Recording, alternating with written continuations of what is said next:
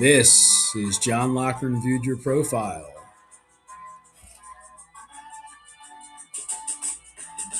This episode's guest, Egg Pela. Hi again, everyone. Hope all's been well. John here, as usual. Today, bringing you the 30th episode of John Loughran Viewed Your Profile. I'm so thankful to the Association of Medical Media for supporting me in this over the past few years, and basically letting me do whatever I want with it, which is pretty cool. Here's to hopefully 100 more episodes. Last time you probably saw me, I was rocking a tuxedo at the 2026 AMM Nexus Awards, looking like James Bond's slightly fatter brother. Boy, what a night that was. Congrats again to all the winners and the humanitarians that were honored at the event.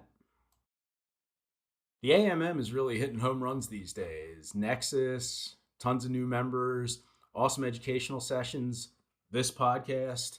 I can't wait for the next fun AMM outing, which is the newly revived Sports Day, Monday, July 13th at the Raritan Valley Country Club in Bridgewater, New Jersey.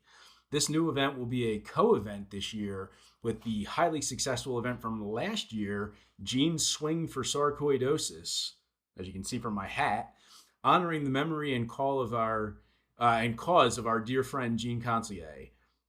Sports Day will offer golf, pickleball, yoga, hanging by the pool. You decide what you want to do. All for the great cause of the Foundation for Sarcoidosis Research. Registration is currently open and multiple sponsorships are available. I'm on the committee for this event. Shocker, I'm on every AMM committee. So any questions or interest in sponsorship, please ping me and I'll point you in the right direction. I hear that there will be a special toast given at the dinner at the event. You definitely won't want to miss that. Speaking of sports, I hate them. As mentioned in my January 2026 article in the Healthcare Marketers Exchange, when my teams lose, I hate sports. And both the Flyers and Sixers were swept out of the second round of their respective playoffs recently. To make it even worse, the Sixers were swept out by the dirty New York Knicks, which makes it doubly painful. I only got about 15 texts from colleagues and friends about that. Very classy, New York. I appreciate it. I personally would never talk smack when my team beats yours, but just saying. Hey, at least the Phils are on a heater lately. God bless that Donnie Baseball, Don Mattingly. One last quick shout out to my friend and colleague Calvin Butts, who was featured in the May issue of the Healthcare Marketers Exchange for his charitable efforts and everything that he does. Great job, buddy. I'm really proud of you. Definitely want to keep this intro brief because I have another awesome guest for this episode, someone that's branching out and doing some big things in the industry. He is Egg Pela, founder and CEO of Insights RX. Welcome, man. How you been? Thank you, thank you. I've been really good, man. It's been good times, a crazy year, but it's been a lot of fun. Yeah. No, I try to keep up with you, on social and LinkedIn. It seems like you've been keeping pretty busy, huh? Yes, yes, and my team getting mad at me every day for not posting enough, but hopefully that'll change in the upcoming weeks. So this is very, very timely. I'm excited to do this, and so the team leaves me alone, and we get a lot more content out. Yeah, man. How big is your team? I mean, is it? It's about five of us on different functions, everywhere from the tech side. We have some admins that are doing some things. We have some customer service people and things of that nature, some account people. So growing steadily but surely. So Sweet. excited times. I've been nothing but excited to see your success, and Thank you. Thank you. I mean, you've been going at this for about a year now, right? Your Yep, own exactly. company. Exactly. Wow, that's great. That's great. Okay, I don't want to jump out of order of the questions I sent you. No worries. I have to ask this really important question. It says we're now officially, I guess, into spring, and then I just wrote down, although it's hot as hell today. You like this time of year, or like, what's your favorite season? I usually love spring and fall. Spring and It's fall. kind of like it's the layering season. You can wear a vest without having too much of an issue. You could wear blazers, shorts, pants, really whatever you want. So like I think spring and fall reminds me of like San Diego weather, where Yeah. it's like, pick your poison. Like what do you want to wear? It's kind of just great weather. up until, to your point, the last like 3 days. And I spent much of the last 2 days at University of Penn's graduation, and it was Oh, outdoors in 95 degrees both days, and so it's kind of miserable. But yeah, I don't know. Generally, I like the spring and fall time of year. yeah, man. It's funny you mentioned San Diego. That's probably my outside of. I'm a Philadelphia guy, tried and true. I've never left Pennsylvania in my. I don't want to say how old I am, but in all the years of my life.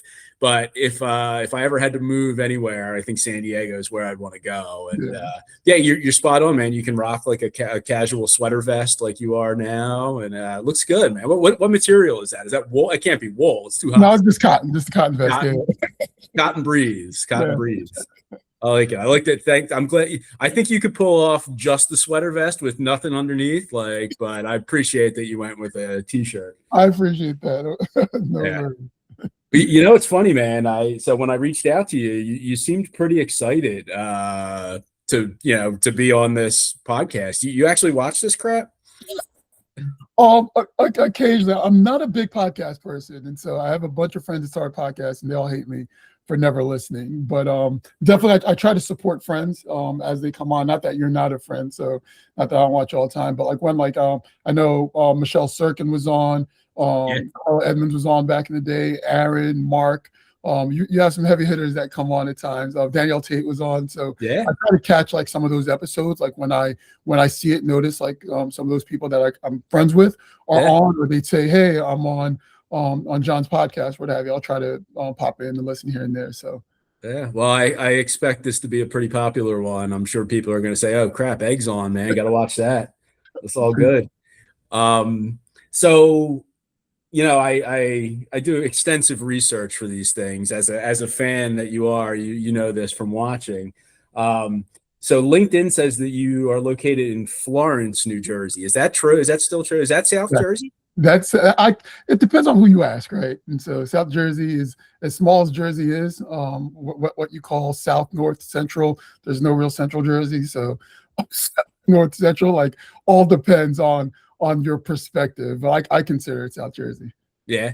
Is that are you from South Yeah, Jersey? I'm from Nigeria initially, moved to Jersey when I was 6, grew up in South Jersey till high school, went up to North Jersey, William Patterson for college, was in that area for 20 some odd years, got married, moved out to South Jersey when we started having kids. So it's slower and for calmer than North Jersey and cheaper than North Jersey. So settled back here, closer to family. My wife's family's from Bucks County, PA, out by you.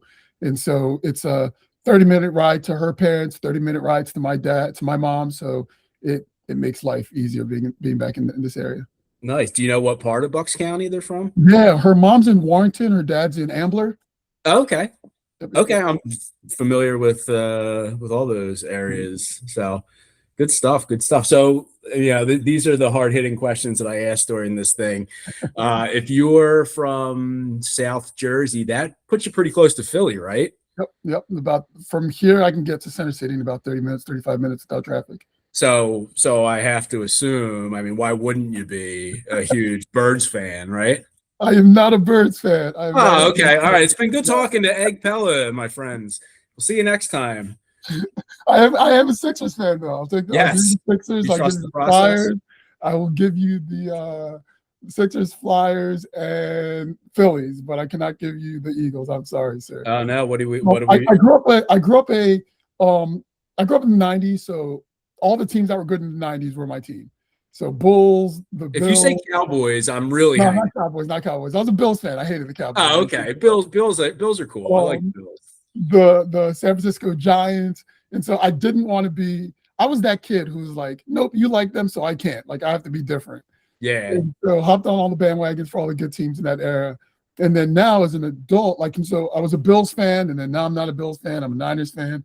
Whole long story there we'll get into. But now having kids, because I don't want them to be Eagles fan. My wife is an Eagles fan. Because I don't want them to be an Eagles fan. I have to give them something. And so I had to give them all the other teams as they travel this football journey with me. And we kind of figure out who we like nowadays. Jeez, I should probably interview your wife instead. We'd have a better conversation. That's cool, man. So you like the Niners, you said. I'm pretty sure they knocked the Eagles out in the playoffs last year in the That's my first. first year like the Niners. My best friend works in the NFL, and Oh, so as he bounces around, I bounce with him. So he that's cool.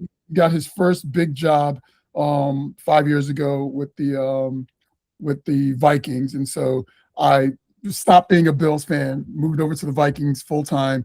He recently went to San Francisco, so I'm a San Francisco fan now. So See, like my a coach family or bought like front office? GM front office.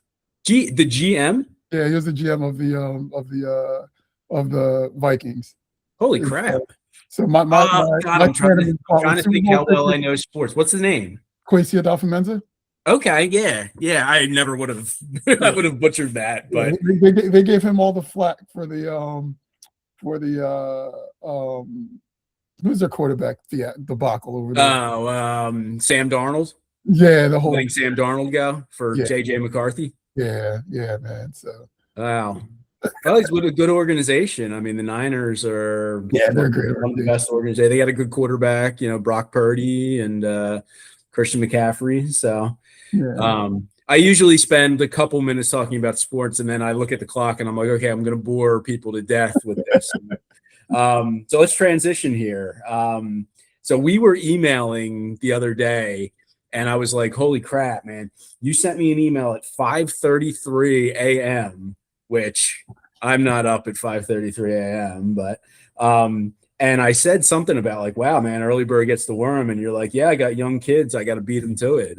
So yeah. what's your breakdown of kids? What do you got? Yeah, man. So I got two boys. Nice. One just turned 7 a couple days ago, and another one, 5 turning 6, in the fall. Okay. Yeah, Okay. Hey, dude, it goes quick, man. I've got two girls and they are 2 years apart also. And yeah, we're into high school and middle school oh, now. congrats, So congrats. enjoy the little guys while you I can, appreciate because it. I appreciate it. it doesn't get any easier. It's just different Yeah, types of craziness. craziness. Yeah, Exactly. I can imagine. Yeah. So I'm guessing, being your own boss, you give yourself a little bit of flexibility to enjoy your family, right? Um, yes and no. And so one, my wife is amazing, and so she holds us down.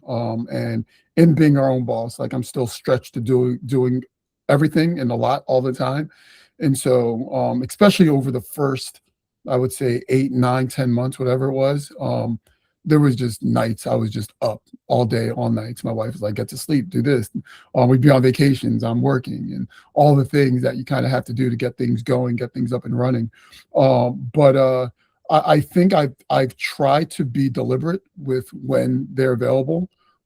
I try not to tell them I'm working, I can't, or I'm busy, I can't, and things of that nature. I try to keep that out of my vocabulary with them. Obviously, it happens at times. Things happen. Like we're in a world where everyone works from home, and so Yep.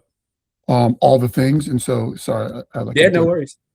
all the things, right? And so I try not to, but I do try to be deliberate with when they come home, it's laptop down, unless it's a call or something like that. But when they come home, laptops down, I spend time with them, we hang out.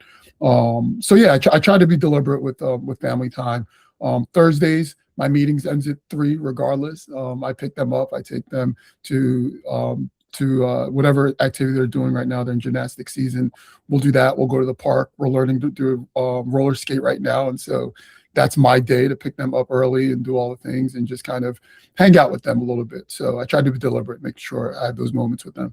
That's awesome. So it's actually, as we film this interview today, it's one of those like random like election days. So my kids are both off today. Are your kids off or? No, not for us. No, Okay, because that's your jersey. Okay, I saw something online that it said it was like 6 states that there was primaries, and Pennsylvania is one of them. So of course I had 5 girls sleep over our house last night, and my other daughter wants to be picked up from here and there. So I'm in and out of calls all day and trying to, do important things like this. But I'm getting knocks on the door, and I'm like, oh, give me a minute. So, but Anyway, so you mentioned, so where'd you say you went to undergrad? William William Patterson? Patterson, yep, in North Jersey. Nice, nice. How was that? Was that fun? Oh, it was amazing. It was amazing. It was amazing. It was a great school. It set me up on the path that I'm on now, and so and I told my niece this the other day, who didn't get into her first choice for school. I was just like, one day you're going to turn around and look back and be like, if X and Y didn't happen, I wouldn't be where I'm at now. So be grateful, enjoy kind of those opportunities, and you'll end up where God intended you to be. So, but Absolutely. yeah, I loved it there. Yeah. Nice, nice. Well, you must have, because it seems like you've got a pretty extensive educational background. I mean, I saw MBA, Doctor of Business Administration. How did you do that? Was that like juggling night school while you worked? Yeah, so luckily around that time was online learning was just taking off, and so was able to do it while I worked. I was young, I had energy at the Yeah, time, so it kind of just worked out, man. And you sacrifice and you don't go out and you do the things you kind of make do. Um, luckily for me in undergrad, I I let's I partied probably a little bit too much the first few years of undergrad. And so being able to kind of buckle down like in that second part, that second act for me was very important. So just getting like kind of the academic pieces down after the fact was good. So it was good, just buckling down, kind of getting things done, prioritizing, setting schedules. I think especially the world that we live now where it's post-COVID, people working from home and things of that nature.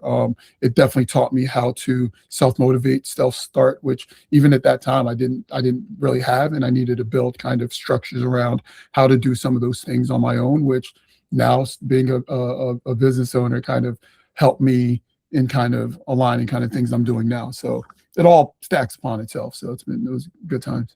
nice, nice. There's nothing wrong with a little partying in undergrad. I mean, it's like, again, it's part of the educational process. Come on, You learn what to do and what not to do. there we go. All right, so you did all this schooling, and how exactly? I ask this question to everybody. It's a staple of this ridiculous show. How'd you get started in the healthcare marketing industry? Man, such a roundabout way. So I actually went to school and my MBA for IT.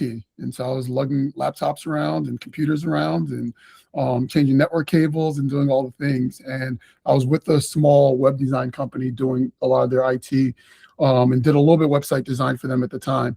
And that was around the time where SEO and paid search were just kind of coming up. And so I bought a bunch of For Dummies books, SEO for Dummies, paid search for dummies, and just said, hey, have you heard of this thing, SEO? Like, we're a website company. We at the time they did a lot of their marketing via telemarketing sales, and I was like, we should do this. And I talked them into giving me a budget for SEO and paid search, and kind of just parlayed that into higher ed. And so I left there and started doing media strategy for higher ed. At that time, I felt like the higher ed bubble was ready to go, and the for-profit education, which primarily our clients, was not going to be a thing forever. And so I was looking to get into a new industry. Got lucky, connected with some great people over at CMI, and the rest is history, man. And so I've been doing kind of the same media strategy, innovation, digital type work in healthcare ever since, and I'm in love. Nice, nice. I bought the book called Podcasts for Dummies before I started doing this, and it really helped. No, it's interesting. You mentioned CMI. We have a lot in common. We're both CMI alums. I know you were there. You left. You were there. You went back. Did you learn a lot there? I did, man. I owe CMI so much. I think in just the intro to healthcare and like taking a chance on me is I'm forever grateful to them. But I think some of the things outside of the technical aspects of what it is we do that I am truly grateful with CMI is building a culture and an organization around people, loving your people, trusting your people, and so the learning, kind of teaching and bringing people up and fostering kind of that growth in your people. So what I learned from CMI, what I really take from them more than anything is stay around good people, trust your people, be good to your people, they'll be good to you. So yeah, OCMI a lot. Yeah, yeah, same here. I mean, I started my career at CMI. I learned a lot, and then I, jumped over to the sales side, and Yeah, 20 years later, it's like, holy crap. And yeah, I still run into the same people, yeah, and small industry, man. yeah, yeah, it's awesome. All right, so it's been almost a year now since you left CMI and started Insights RX. Tell us all, a little bit about your company. Yeah, so we are I guess it changes depending on who you talk to, but a data enablement company and insights company is kind of at the heart of everything we do. And so I left CMI and we founded a company really just focused on that idea that there's more to media than clicks and impressions. And so we are licensing a lot of claims-based data to help teams get to outcomes. And so what we end up doing now is we are a storyteller, data insights, data analytics company that intersects at different points of the media, everything from media planning to optimization to activation, and then obviously measurement to help teams understand kind of what's happening with their media, how their media is really having an impact, and really drive all that down to outcomes. So getting away from you saw these many impressions or these many clicks or we reached this many HCPs. We're really focused on the outcomes behind it. You reach these HCPs, but how do they affect your bottom line? How are they driving sales? How do you want to reach them again? Which one should we be reaching again? Doing dynamic target list changes and things of that nature. So really just uncovering those insights around making the decisions that are going to matter and really drive and move your business. Gotcha, man. Gotcha. I mean, I know, you guys do a lot. My group at Intervid has partnered with you on some stuff. I mean, so what's your usual set of clients? Is it like the media agencies? Is that who you're? Yeah, it's a little bit of everybody, man. Like it's we started it for media agencies, but as you said, like we actually took off first with publishers, and working with publishers on either their measurement plan. Some publishers getting activated on programmatic onboarding data, really finding their insights within the data so they can share it back to the agencies. But also working with agencies as well, also doing some work directly with pharma brands as well. And so because of how we built our team and our tech stack, we're able to really implement and get in with different people and meet them at where they have that need. So it's been really, really cool to kind of see the evolution as far as where we thought we were going to go in all the other types of businesses that we're able to partner with. Has really been a lot of fun. Nice, nice. Your just kind of like description on LinkedIn, talks about your prevalent use of AI. And I know, I was busting your chops before we went live here. You were telling me that AI writes the subject lines of your emails sometimes. But I'm a huge fan of AI. I like to like upload a picture and say, make me like real jacked and like, or make me 30 pounds lighter. That would be better. Um, but so, like, well, all joking aside, like, how are you guys using AI at your company? Yeah, we use AI throughout, everywhere from like you said, keeping me organized with my emails and calendar and things of that nature, writing subject lines, starting and creating meetings, schedulers, things of that nature. We have it working through our CRM internally as far as like updating client meetings, updating notes. We have our call recorder that kind of comes in and updates the task for myself or the team that need to do based on the call notes from that call, things of that nature. Our tech team uses it in terms of the development that they're doing and utilizing for our software platforms. It's built out. As I talked about before, us being an insights company, we have a really cool tool that takes a look at all of our clients' media data and spits out some really cool insights that's built on AI, based on the outcomes, based on the media data, media engagement, and then obviously the RX outcomes that we have in the platform. And so we use it up and down throughout our tech stack to make us better practitioners of what we do. So very, very involved with AI. That's awesome, man. It's I hope the robots don't take all our jobs one day, but I can't see that happening. Nah, we're Um, close. so speaking of technology, and I guess this is I'm the master of segues, so I don't know how this Like a podcast for dummies. from podcast from dummies. Yeah. Chapter one, segues. No, so I'm a bit of a LinkedIn junkie myself, and I see you post some stuff and like things. And do you like? Are you a LinkedIn guy? I'm not. I'm trying to be. If Carly Cooper, if you watch this, I apologize. I am trying to be better. I'm trying to be. I know. I from personal experience, I know my selfishly, our business does better the more active I am on LinkedIn, and I still can't get myself to be more active on LinkedIn. And so I know the benefits and the power of kind of social, like in kind of this era that we live in, but it's natively it's not something that I lean to and something that I do easily. Like it is work for me. It takes a lot for me to kind of be consistent and be on there. My wife laughs because prior to us getting, I see it prior to us having kids more so, I was on all the time. Like it was what I did. But at that point, I was single. Like I didn't have much to do. It was working, whatever I was doing, right? But I think for some reason I've let myself get into this place where I say I'm busy and I don't. But I need to do better.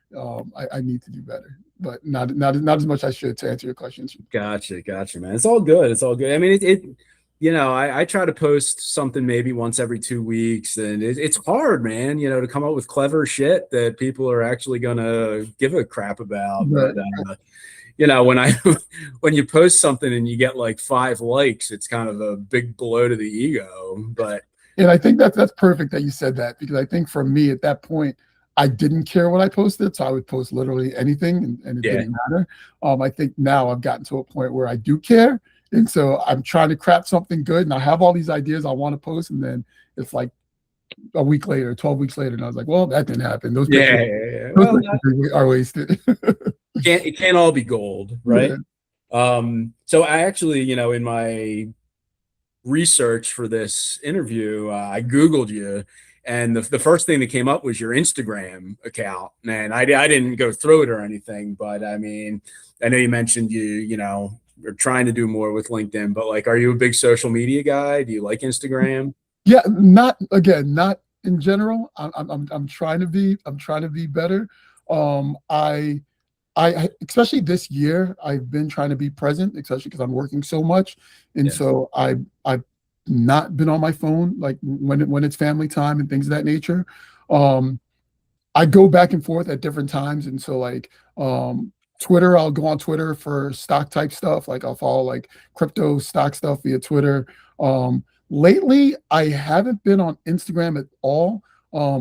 Like I'm in a Facebook era, I think, right now, where I don't know, following people on Facebook, and I don't know, the algorithm be serving me stuff, and we go from there. But I'll go through kind of moments where I'm deep in something or not at all. But I think right now it's probably Twitter and Facebook right now primarily is what I would be on today.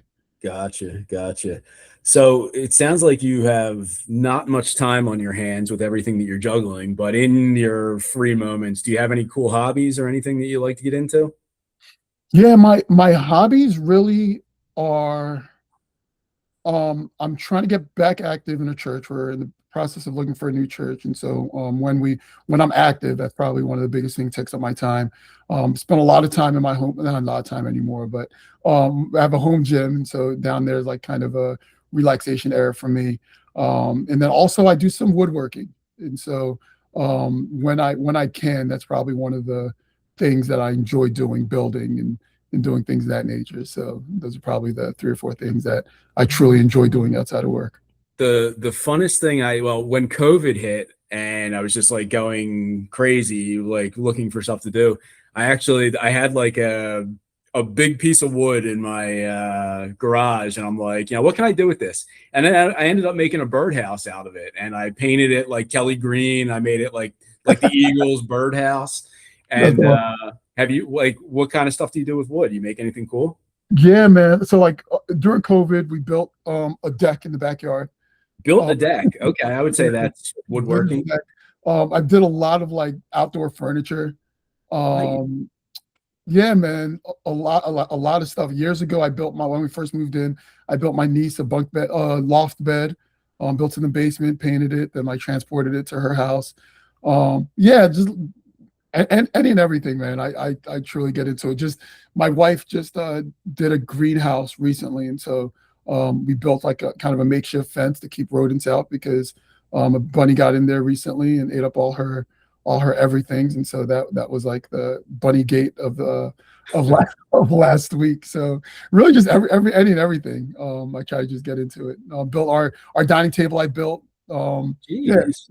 every and anything, man. I kind of It's got a funny. bug years It's ago. funny you say loft bed because I put together a loft bed that came in about 6,000 pieces, and my at the time she must have been 9 or 10. My youngest daughter was like, "Oh yeah, can't wait to get this loft bed." I'm gonna. She never slept in it. 2 years later, I had to take it apart and get rid of it and get her a regular bed, and what a fiasco. But Exactly. live and learn. Live and learn. So I told you this was going to happen, dude. Like we're going to have a free flow conversation and blink, and next thing you know, a half hour flies by. And Right. so I got two last quick questions. I mean, this has been a fascinating interview. Anything else interesting that the people would want to know about Egg Pella? Man, I don't know. I don't think I'm that interesting. Nothing, nothing specifically, man. I think the biggest thing would be it wouldn't be really about me. I would say one, I want to thank you for kind of keeping this going.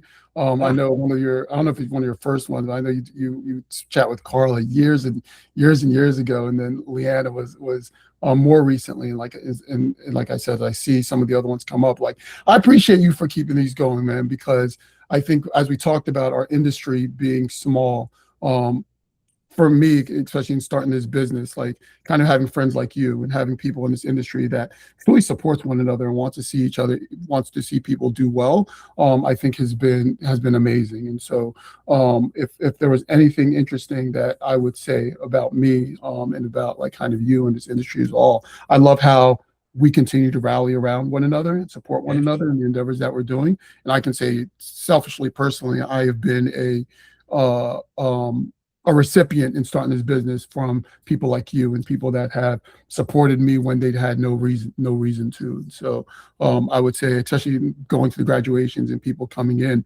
um, we're in a great industry. Grads, if you want to join an amazing industry like this healthcare marketing, digital industry is an extremely awesome family to be a part of. And so I would just say continue to support one another as we kind of just go through this life and figure out what's next for each and every one of us.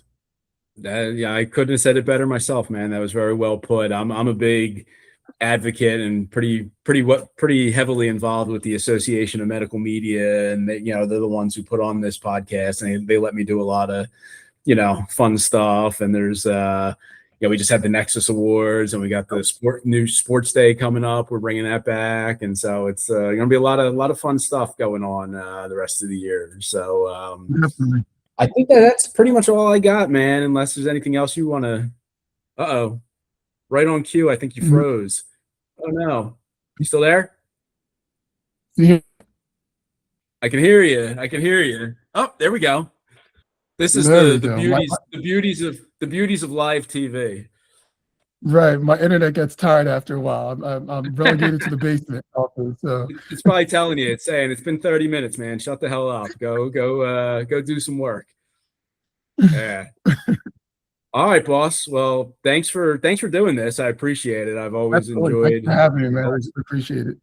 absolutely. All right. Well, I'll catch up with you at some point. Yeah, when I see you. Yes, sir. All right, buddy. Take it easy. Thank you. Yep. Well, that's another killer episode in the books. Hope to see you guys all at Sports Day in July. Try not to wait till the last minute to register. It's going to be pretty packed. All right. Take care. Be good. Bye.